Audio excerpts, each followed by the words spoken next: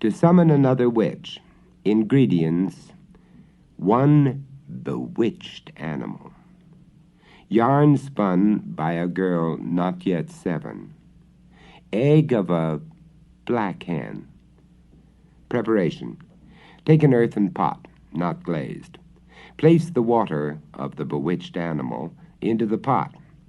Wind the yarn 3 times around the egg while calling out the 3 devils' names. Place this egg into the water in the pot. Place the cover upside down upon the pot, sealing the lid tightly so that no fumes can ooze out. Set the pot on the fire and say, "Lucifer, devil, summon the sorcerer or witch before me in the 3 devils' names." Old Sal's Curse. Old Sal's ghost lies in the graveyard, buried in a bottle. Dunstable people tell you with a nod toward the priory grounds. Old Sal had been known as a witch in this ancient English town. She had lived alone in a cottage with her big black cat, a creature bursting with devils. She had galloped through the sky on a stick for a nag.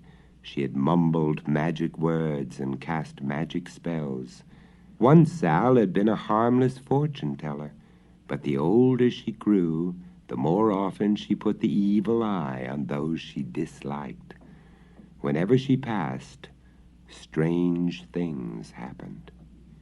"Old Sal's a bad one," her neighbors whispered behind her back. "She has dealings with the devil, that's perfectly plain." Gossips wagged malicious tongues. If a horse went lame or a cow stopped her milk, everyone was sure it was Old Sal's doing. "We should drive her out of town," muttered some. People gathered at corners to watch the old woman shuffle by. Her jumbled words and furtive glances terrorized them until they sought out the prior and asked what to do. The prior, who was a humbug, didn't like to admit he had no answer. "I'll say some prayers for you," he told his parishioners. "Only they can protect you against Sal's evil eye." But since dishonest prayers never do any good, the corn still withered in Farmer Pigot's field, little Barbie Perkins still had a wart on her nose, when Mistress Meg fell downstairs and broke her hip, and John Puddlestone's hatchet lopped off his thumb, all Dunstable rose in anger against Sal. This was too much to bear. "Sal's a witch. She must die," the townfolk declared. So they tried her for witchcraft and dragged her to the stake in the market square. "We'll send you to the place where all witches go," they shouted, heaping the wood high about Sal's feet. They lighted the pile. They taunted and jeered at the old woman. Then all at once the crowd's yell turned to cries of fear. With a sputter and a sizzle and a wild burst of flame, they watched Old Sal's spirit rise up and up. From the red haze about it, they heard her screech, "Holy water, book and bell, the black powers of blackest hell shall not destroy me. I'll come back to haunt you all until you give me Christian burial." The townfolk sank to their knees in terror. The prior blanched like an almond. He tried to pray, but the words stuck in his throat. His knees quaked when he saw Old Sal's face peering at him from the clouds overhead.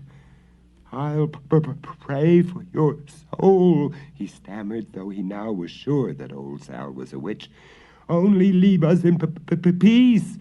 I'll lay your ghost in holy ground." The prior said this to get rid of the spirit.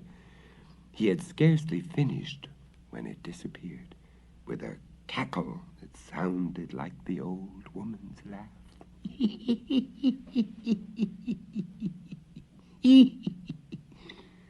That very night the prior stood at the altar and mumbled prayers for the witch's soul. The monks chanted lustily. The candles on the altar burned with clear, steady light. The prior was frightened, though he tried not to show it. The prayer books trembled in the worshipper's hands. "Evil spirit, I banish you forever and ever," began the prior in a loud voice. This was not at all what he had promised poor Sal's departing spirit. "Forever and ever," quavered his flock, following the prior's example. "In the name of," the prior continued, but before he could utter another word, Old Sal's ghost suddenly appeared. It slid through the closed door. It glided up the aisle. Then the apparition stopped near the altar. The red haze that trailed after the spirit swirled through the church. Widow Parsons screamed when her bonnet strings singed on the end. The sexton winced at the hot breath on his neck. "You've broken your word," whispered the spirit so softly only the prior could hear. "I'll not be banished. I am not evil. But until you grant the burial you promised, I shall be. I'll have revenge on you." The prior paid no heed to the ghost, now close to his elbow. Instead, he started to chant again, "In the name of the—" But he got no farther. Before he could finish, the ghost struck his jaw. The prior reeled, then sprawled in a heap on the stone floor. The monks rushed forward to seize the wraith. It cuffed them until they roared with pain. "Curses on you, wicked witch!" screamed the prior, forgetting where he was. He struggled to his feet. He shook his fist in fury. The ghost slid off, chuckling, then vanished in smoke. The return of Sal's spirit set the town in a commotion. Women bolted their doors. They refused to venture out, even to the market. Children screamed in terror when mice squeaked in the walls or magpies pecked at the thatch. "Sal's a worse nuisance dead than alive," complained the men over their mugs of ale. In spite of anything people could do, the ghost visited the priory night after night. The specter terrorized the prior more than anyone else. It tweaked his cassock. It screeched in his ear. One night the wraith even laid a finger, cold as a tombstone, on his shaven head. "I'll not leave you in peace," hissed the ghost. "Never, until you bury me in holy ground." "Not in 1,000 years, stormed the prior, too angry now to keep his promise. "I'll not have such a wicked creature in priory earth." He shot out a hand to clutch the spirit, but it swooshed from his grasp in a scream of scorn. The prior shivered until he almost dropped the good book.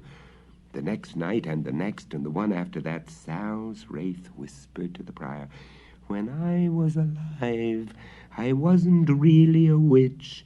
I don't want to be one when dead. Let my soul rest in peace. Then I won't trouble anyone, so long as no one troubles me. But when I'm buried, I'll haunt anyone who disturbs my grave." A few nights later, a palmer, a monk who had been to Jerusalem and brought back his blessed palm, returned to Dunstable. "I know how to lay this troublesome ghost," he told the prior. "Just leave everything to me." The next day the palmer entered the priory all alone. He lighted the candles one by one. He opened the book and then sat down to wait. Before long the ghost glided up. It uttered a horrid shriek. The palmer wasn't frightened. From inside his robe he drew out a bottle with a long, slender neck and a fat, round belly. He held the flask up for the ghost to inspect. "You're a clever ghost," the palmer said. "You bully and badger. You make hideous sounds. You slide through keyholes. You dissolve into smoke. You whiff through bolted doors as if they weren't there. Yet one thing you can't do, of this I am certain. You can't swish into this bottle, turn around 3 times, and then swish out again. As I'm a palmer, you can't do this." I can go anywhere. Old Sal's spirit sniffed in scorn. Then prove it if you dare, cried the palmer, holding out the bottle.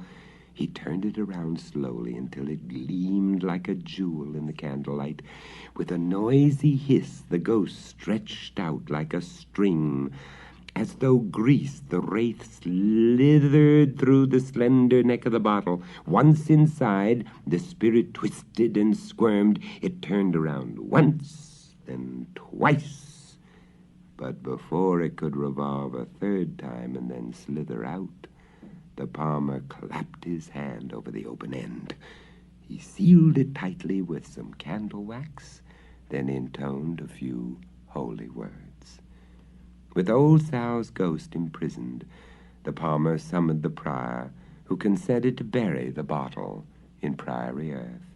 He even said prayers for Sal's everlasting peace. From that day to this, no one has ever dared disturb Old Sal's grave. Indeed, no one now living knows where it is.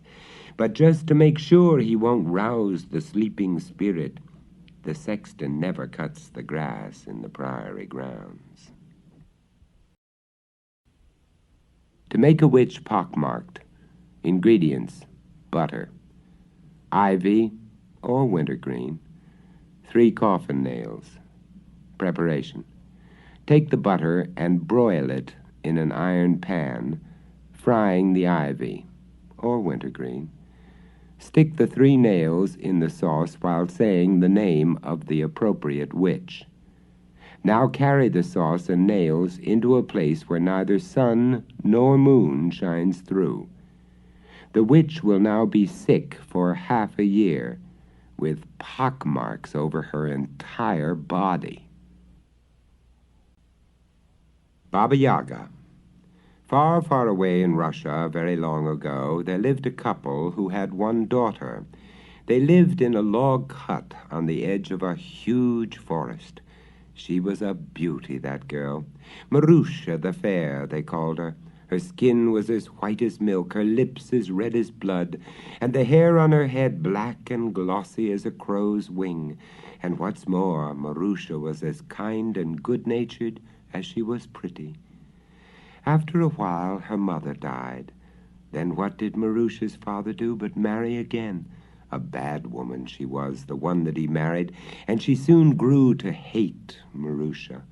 One day, while the man was out working, the stepmother said to Marusha, "I want to make a new spring dress for you, my dear, so you must go and borrow needles and thread from my sister, who lives in the forest."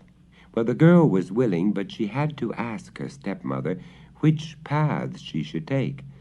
As soon as her stepmother had begun to tell her, poor Marusha grew pale, for what her stepmother was telling her sounded just like the way to Baba Yaga's hut. Now, as Marusha knew well, this Baba Yaga was the worst witch in all Russia. She had iron teeth, her legs were nothing but bare bones, and she rode through the air in a mortar which she drove along with a pestle. She lived in a very queer kind of hut, too, for it stood on chickens' legs, and whichever way you tried to come up to it, the hut would turn around and stare at you with its windows. What was poor Marusha to do?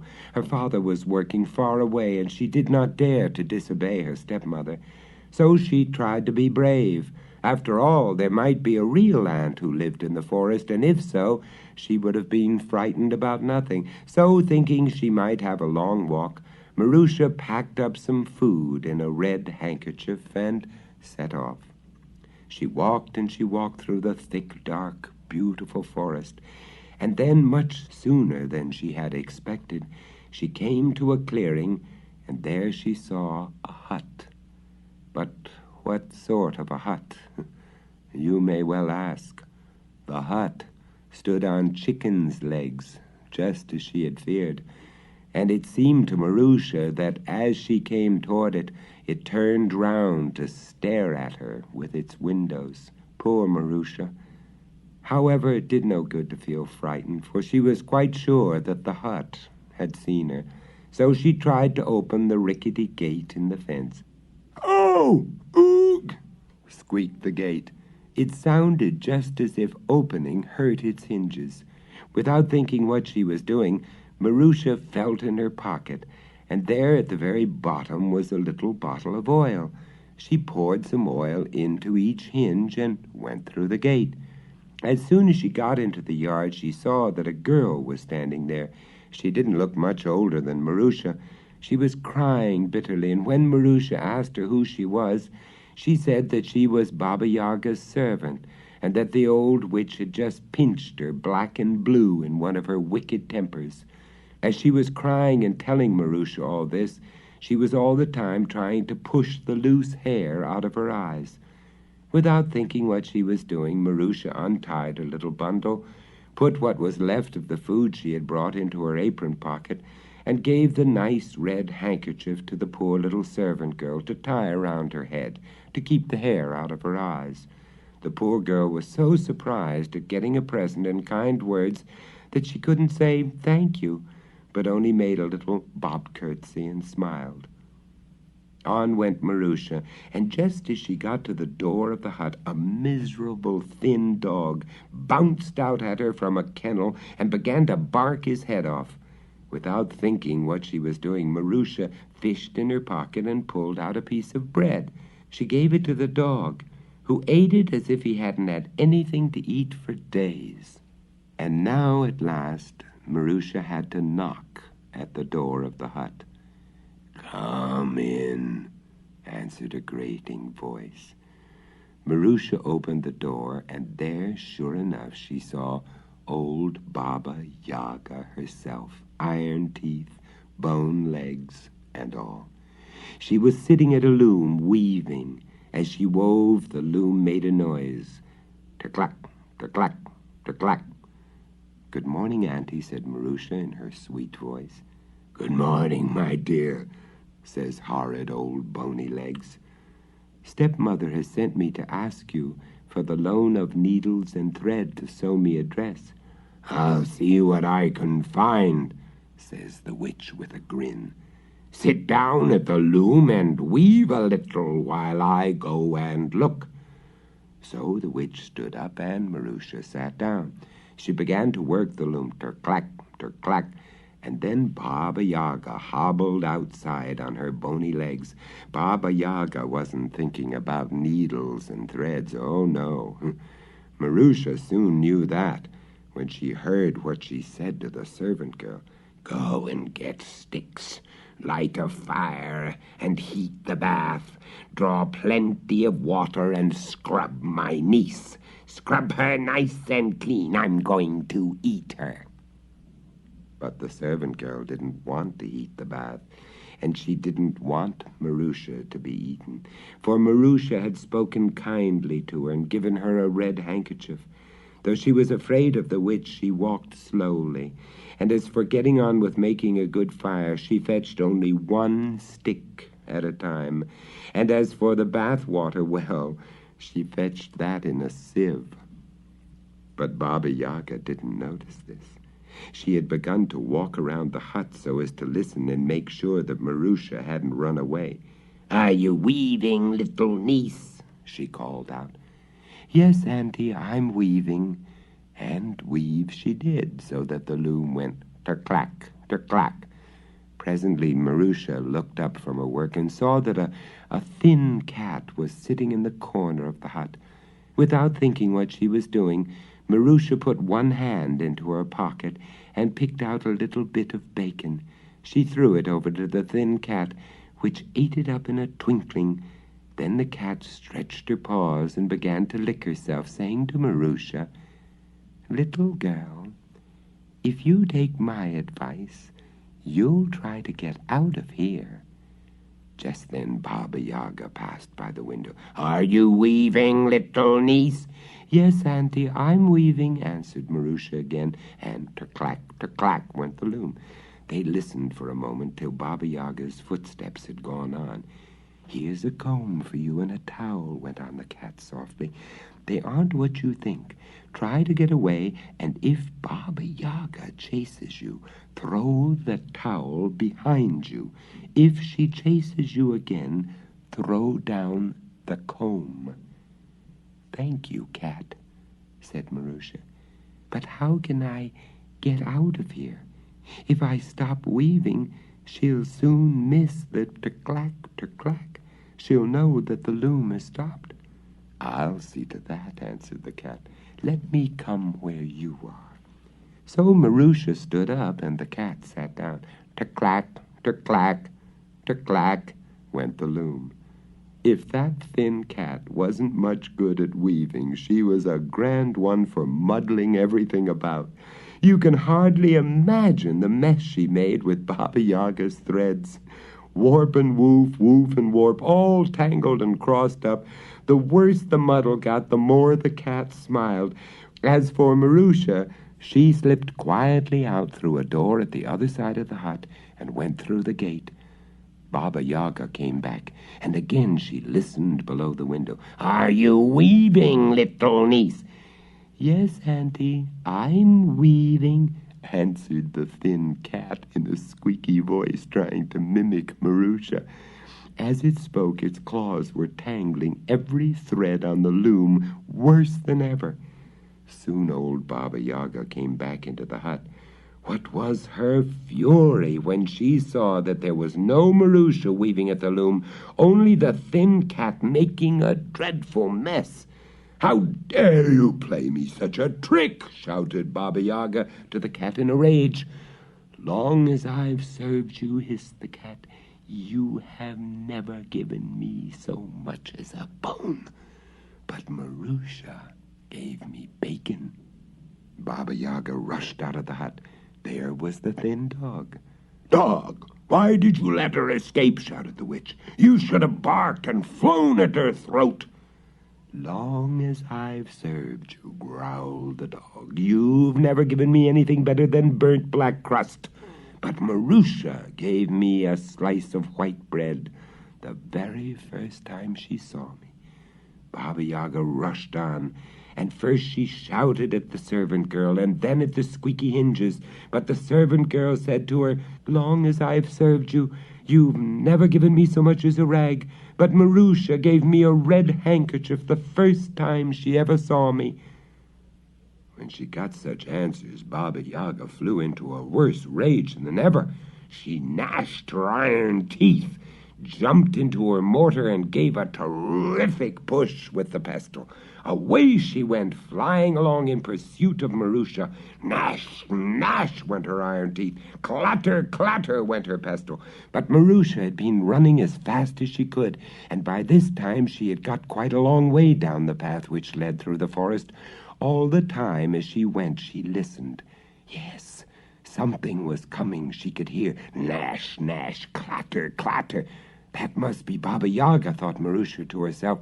I'd better do as the thin cat told me. So she threw down the towel. Almost before it touched the ground, the towel had become a wide river. A wide, brimming river. And Marusha was on one side, and Baba Yaga was on the other. The magic river was so wide that the old witch couldn't possibly cross it with one push of her pestle, so she had to come down to earth.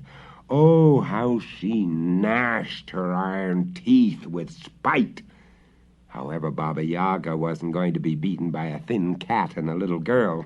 She had a big barn full of oxen. She went quickly to it and drove all those oxen down to the river. They were so thirsty that as soon as they got there, they drank up every drop of water. Then Baba Yaga was able to make one hop of it, and like that, she and her mortar crossed over. All this time, Marusha had gone on running and was a lot farther away, but she wasn't far enough. Baba Yaga was soon able to catch her up. So fast did she travel in her mortar. When she saw how close the witch was, Marusha remembered the thin cat again and threw down the comb. Almost before it touched the ground, a huge new forest sprang up. The trees were much taller than the trees of the real forest, so tall and so close together that there was no way of getting through them or over them. But Baba Yaga set to work with her iron teeth and began to gnaw at the huge trees, but it was all in vain. However hard she worked, for one tree that she gnawed down, the magic forest grew two more. When she saw that, Baba Yaga knew that she was beaten at last, and went back in disgust. Meanwhile, Marusha's father had come home to the hut. "Where's Marusha?" he asked the stepmother. "Oh, I've just sent the child to her aunt's to borrow needles and thread."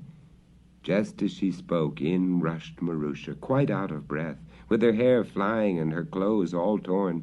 When she saw her father, she threw herself sobbing into his arms. "What's the matter with you?" asked her father. "Oh, father, father," sobbed Marusha.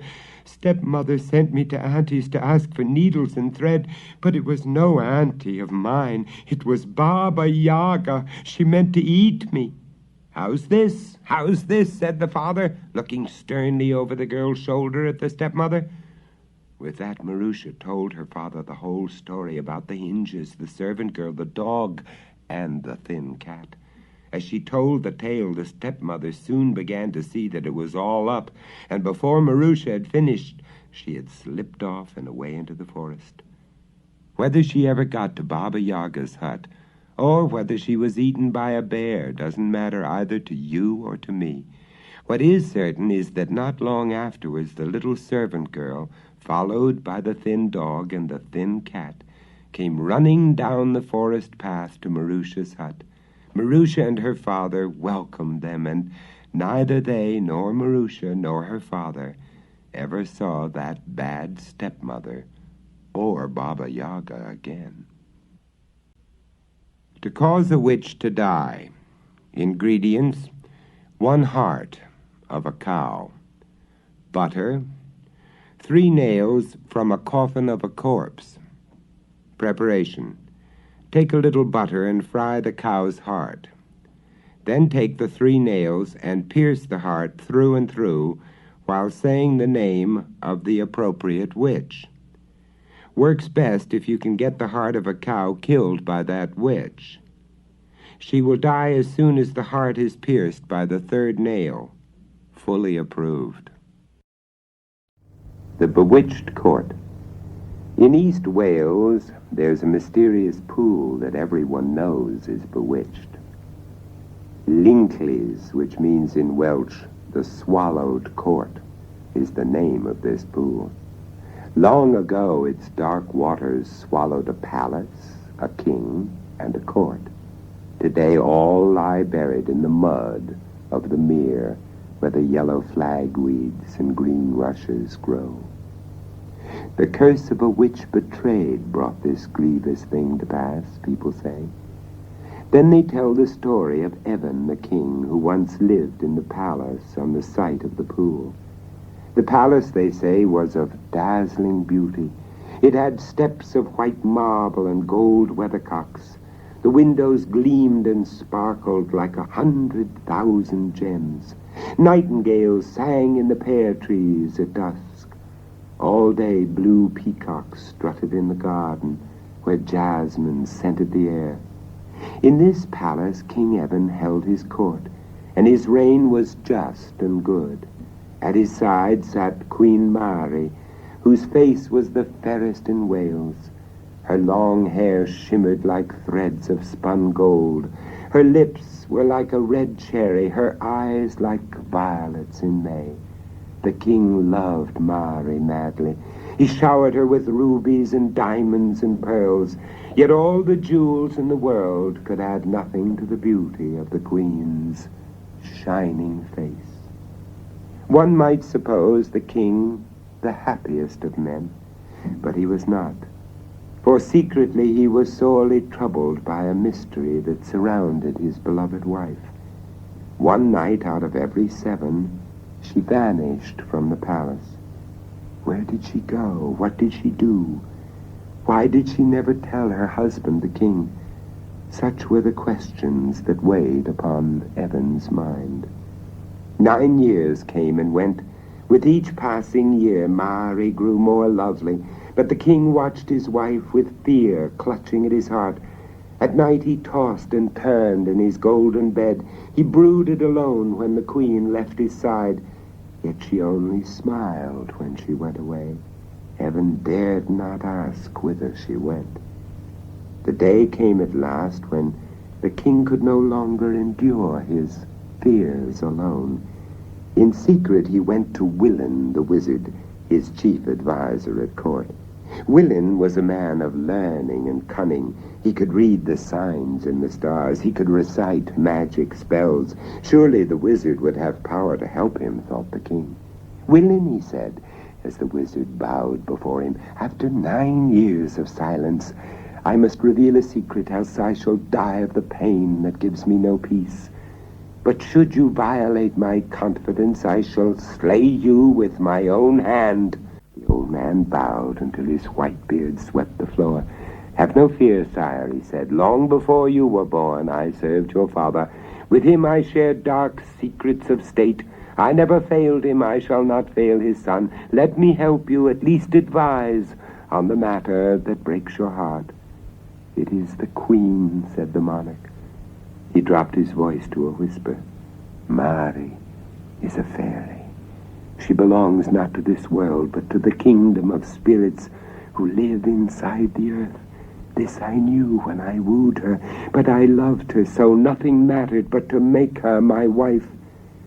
The king sighed deeply, then fell silent. And now, sire, are you sorry? Willin prompted.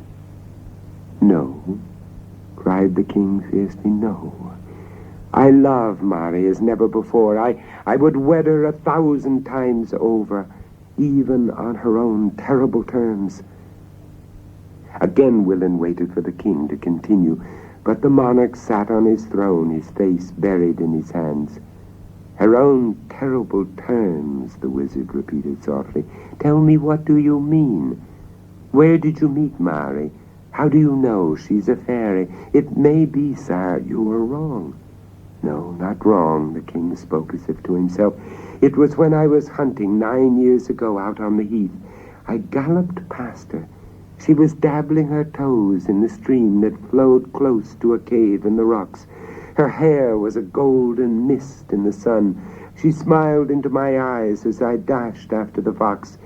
It took refuge in the cave. I didn't pursue him. Instead, I wheeled my horse around. I returned to the girl. The king wiped his brow. Then he continued, We sat beside the stream until sundown. I told Mari I loved her. I held her tiny hands in mine. I begged her to be my queen. I could see that the girl loved me, but for some reason she hesitated. After a long time, I learned why. If I marry you, she said, it must be on one condition, that I leave you one night in 7. You must promise never to ask where I go.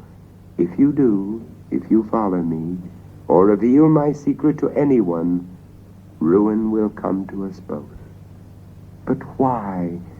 Tell me why, I pleaded. Because I'm a fairy, Mari said softly, searching my face with those deep violet eyes.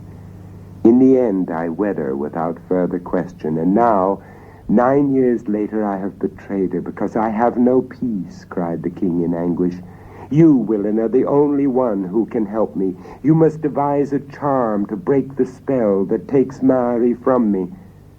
An expression of cunning flitted across the wizard's sharp features as he studied the king's bowed head. Come, come, coaxed the old man soothingly. You must not despair. Set your heart at ease, my king. I, Willin, am here to serve you, though it cost my own life. Tell me what to do. Follow the queen tonight, commanded the king, too desperate to note the greed in the wizard's face. Follow her when she leaves the palace gates at midnight. Take heed she doesn't suspect you, or all will be lost. See where Mari goes. Observe what she does. Then work some magic to keep my fairy wife from leaving me again. What you ask is dangerous, declared Willin after a pause. If I should fail, but I won't even consider that. My life is at stake, sire, but I shall find a way. Worry no more about your queen. Leave everything to me. Please start at once, cried the king impatiently when the wizard made no move to leave the chamber. A man of learning must live, Willin said, clearing his throat. The risk, as I have said, is great. Name your price, then, and get on with your work, shouted the king. You have much to do before midnight. Should not the price equal the risk of the mission? Asked the old man, eyes glinting with avarice. To accomplish this perilous task, I shall require 1,107 pieces of gold, and 1 out of every 10 cows born with black spots. So be it, cried the king in disgust. Do not haggle with me when the matter at hand is so important. He waved his hand in dismissal, then fell back, brooding on his throne. That night, Willin hid behind a tree until Mari left the palace and slipped through the great golden gates. He followed quickly as she sped across the heath. Heading toward the hill, she glided faster and faster.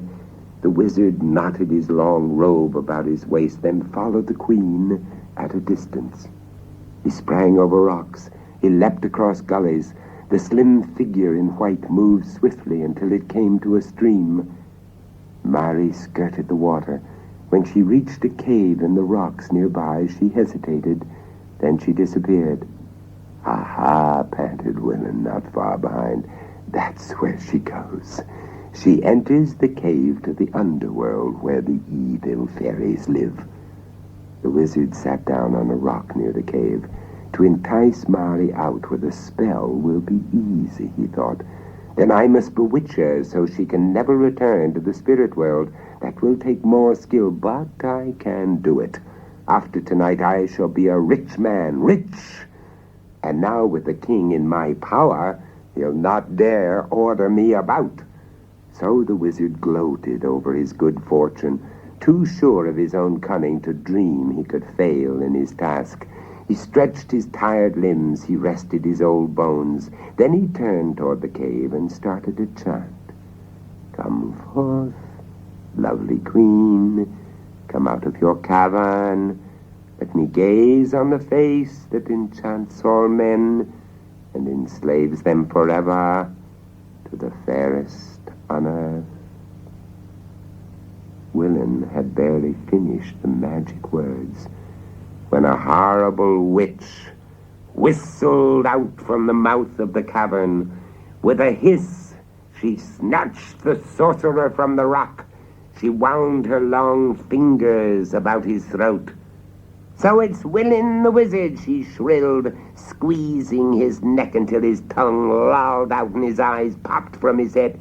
You followed me here tonight. Look at me. She continued, flinging the wizard from her so violently he fell to his knees. Look at me! I am Mari, the fairest on earth. The king has betrayed me, and you, old man, you have discovered my secret. You, Mari! Willin gasped, recoiling in horror. Gazing at the hideous, toothless hag, the wizard could feel his magic powers ebb away. Yes, Mari, mocked the witch with a dreadful laugh. For 6 days out of 7, the loveliest woman in Wales. But on the 7th night I must return to the underworld, when I am transformed into the revolting creature you see before you. Now that my own husband has betrayed me, I can never again assume human form. In punishment for his crime, I shall drown him together with all his court. As for you, skulking creature of the night, cried the witch, turning on Willin with fury, death is too good for you. Your punishment is to be chained to my side forever. Speaking thus, the witch seized the wizard's long beard. She dragged him, screaming and struggling, into the cave. She pulled him behind her down to the underworld, where only the wickedest wisest fairies dwell. Of the king's fate you already know. He in his court and his beautiful palace, with the white marble steps and the gold weathercocks, all sank to the bottom of Lynchley Pool.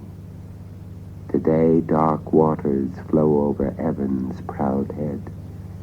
Such is the curse of the fairy wife, his uneasy love betrayed.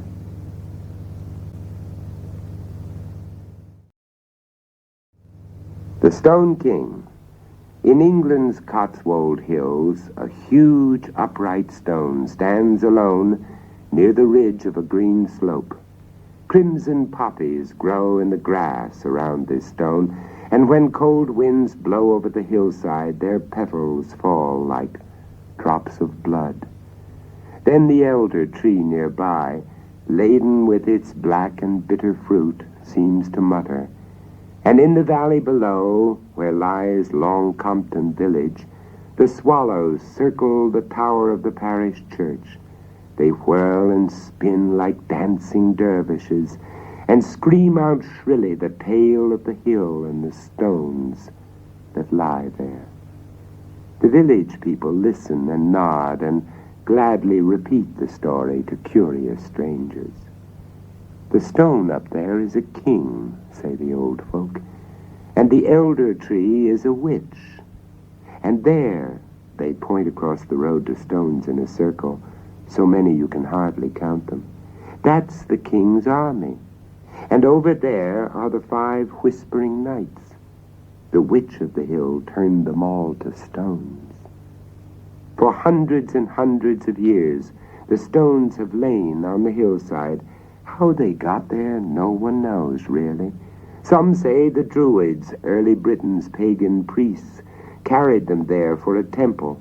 Others claim they were tombs of the shepherds who once lived on the slope.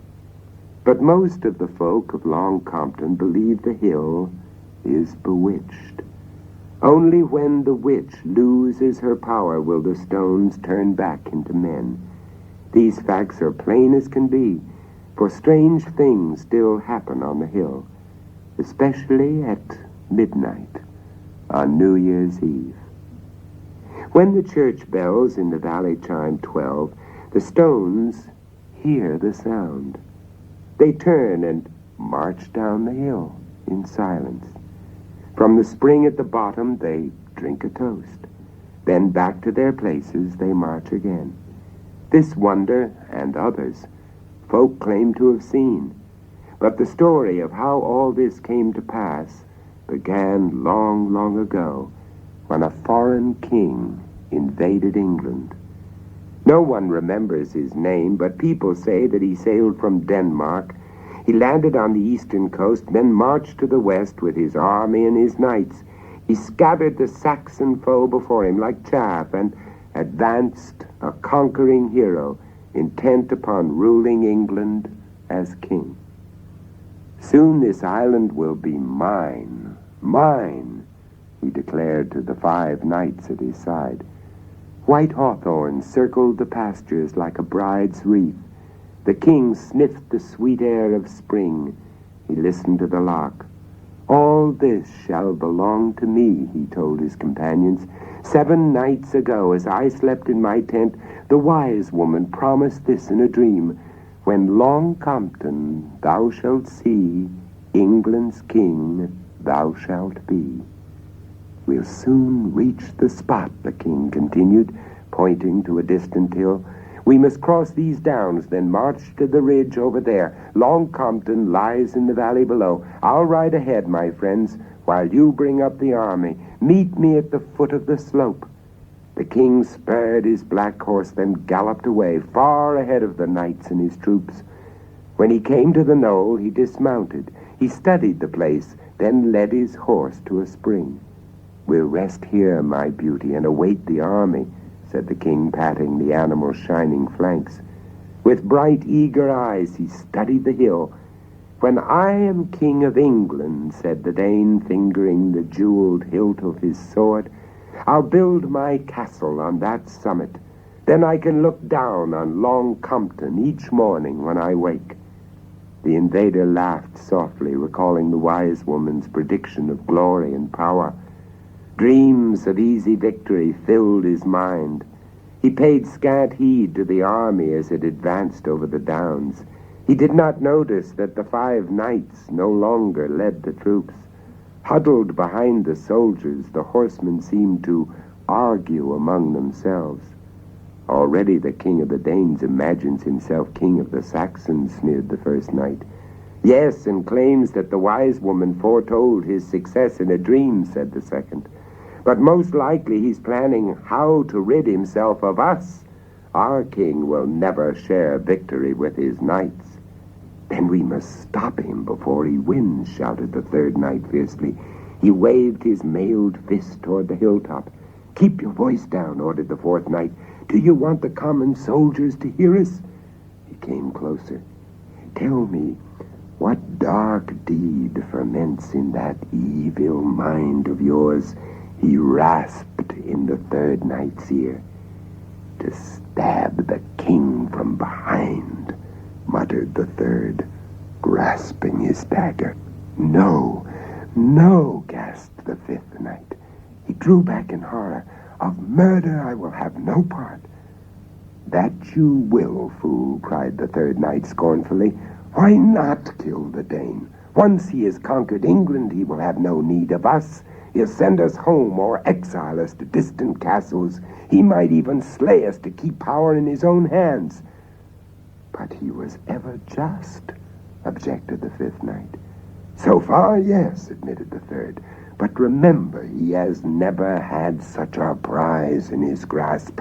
I tell you, friends, to kill the king is the only way to be sure we share the sweet fruits of conquest."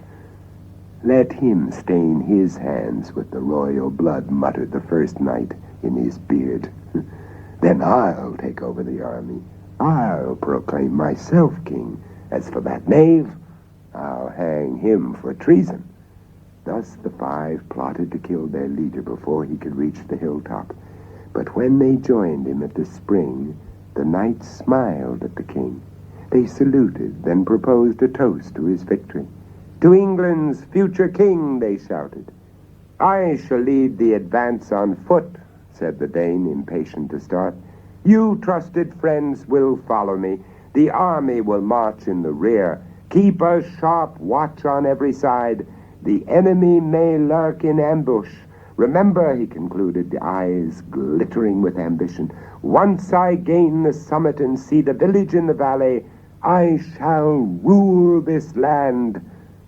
"And we," whispered the knights, "be your vassals unless we prevent it." Sword in hand, the king strode ahead. He did not glance back. At first the traitors followed closely, but when the king, eager to attain his goal, forgot them, they drew aside. "When shall we do it?" the first knight asked. "Not until he is almost there," hissed the third. He concealed his dagger in his mailed bosom.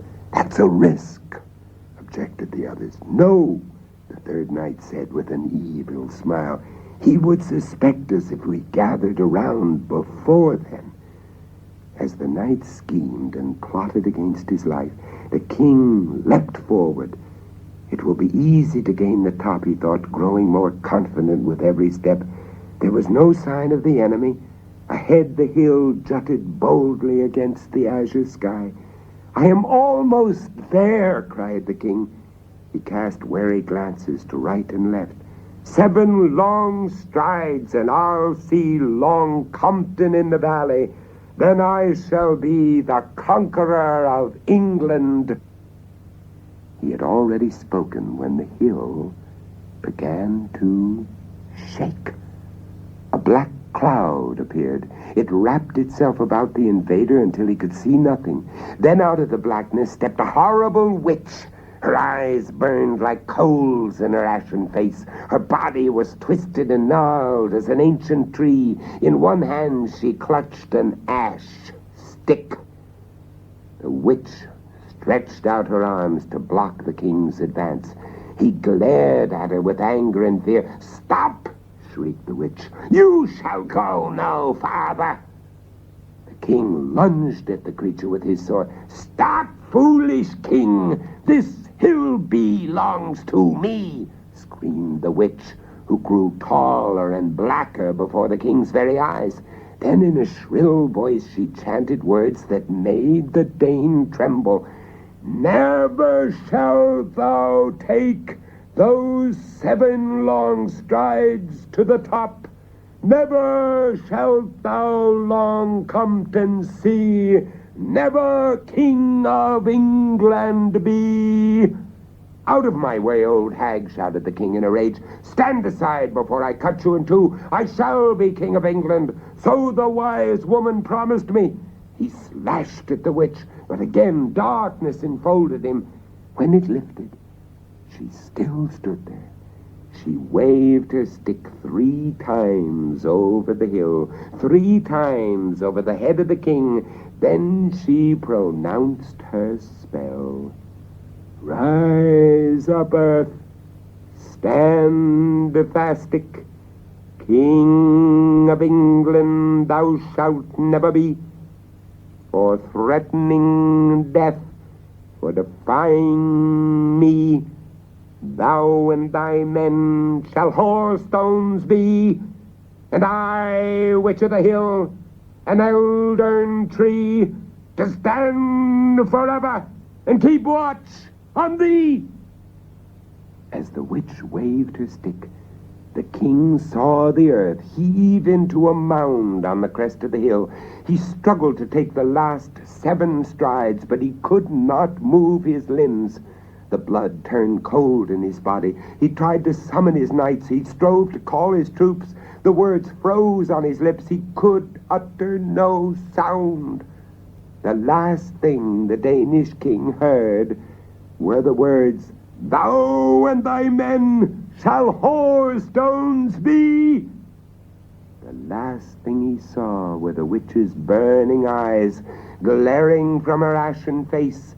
The last thing he knew was that he was doomed never to be England's king.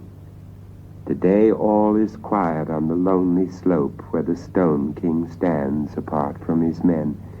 People say the witch who dwells in the elder tree allows no one to touch the stones without suffering her wrath. In olden times, some flouted her power with dire results. There was the baker who boasted he could count all the men in the king's army. He made a sack full of small round loaves of bread. The story goes that he carried them up the slope to the stone circle that measures almost 100 feet across. The baker set 1 loaf on top of each stone. He counted as he passed from one to the next. 1, 2, 3, 4, 5, 6, 7, until he reached 7 times 3. But before the foolish man could draw another loaf from his sack, he fell down dead. His death should have proved that the cunning of the witch was stronger than the cunning of men. But instead of taking to heart the baker's awful fate, the people of Long Compton decided to move the Stone King. They would take him to the valley, they said. "We'll set the king up in the marketplace," the village fathers agreed, a warning to all who would invade our land. It took 8 chestnut horses and 18 strong men to carry the king down the hill. No sooner was he there than disaster came to Long Compton. People sickened and died. Crops failed. A strange disease afflicted the sheep. The Stone King was to blame, everyone said. He must be returned to the hill. But this time, the 8 chestnut horses and 18 strong men failed to budge him an inch. The beast tugged with all their might. They pulled and strained until the ropes broke. One horse fell to the ground and couldn't get up. The only one left that could haul a load was an old gray mare. "But she's too feeble for such a weight," objected many. Only their dire need made the villagers consent in the end to hitch the gray with the chestnuts. No sooner had they done so than the horses dragged their burden with the greatest of ease. They took the Stone King back up the slope, where he still stands. No one now doubts that the witch is in the elder tree, or that she'll remain there. As for the Stone King and his men, they too will stay where they are until Judgment Day.